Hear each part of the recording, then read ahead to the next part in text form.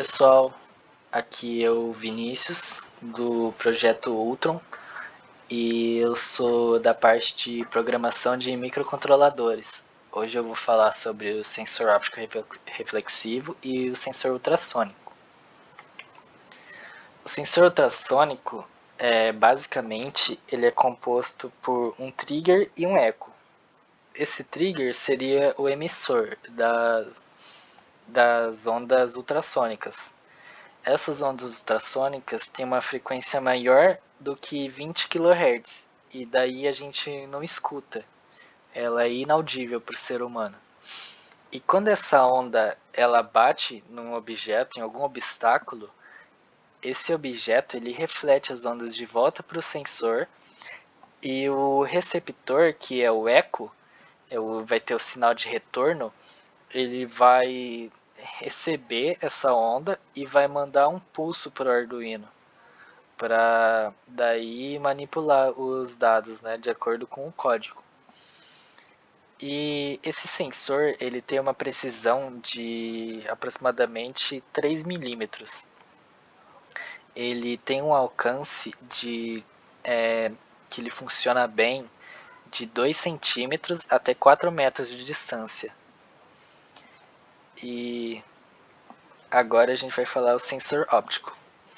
O sensor óptico, esse modelo TCR-T 5000, ele é composto por um LED emissor de infravermelho e um fototransistor.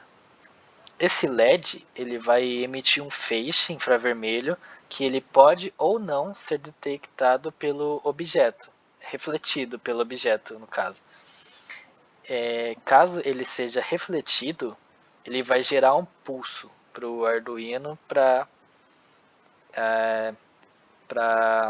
ser tratado o dado recebido, né, depois pelo Arduino. E esse fototransistor, que é esse mais escuro aqui, ele possui um filtro de luz ambiente para evitar a interferência da luz externa. E quanto mais reflexivo for o material, maior vai ser o campo de atuação dele.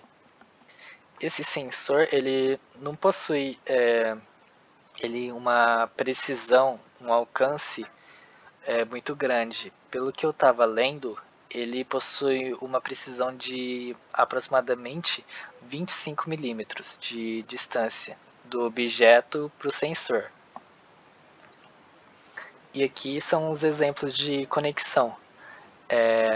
Aqui vou ter a conexão do sensor ultrassônico com o Arduino e aqui eu vou ter a conexão do sensor óptico com o Arduino também, que eu vou utilizar esses exemplos no código a seguir. Tá, esse código aqui é o do sensor ultrassônico. Eu defini aqui o trigger na porta 4 e o eco na porta 5.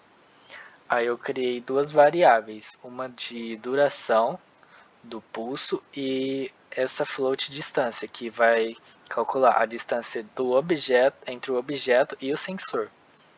Aqui na void setup eu defini o trigger como saída, que ele vai emitir a onda ultrassônica, e o eco como input, que ele vai receber. E o serial begin é para iniciar a comunicação serial para a gente ver depois os valores no monitor serial da própria IDE do Arduino. Aqui na void loop eu deixei o trigger em low por 5 microsegundos.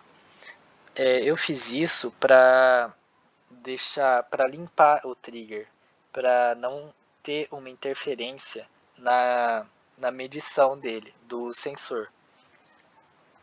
Aí aqui é a parte que ele vai emitir a onda para medir a distância.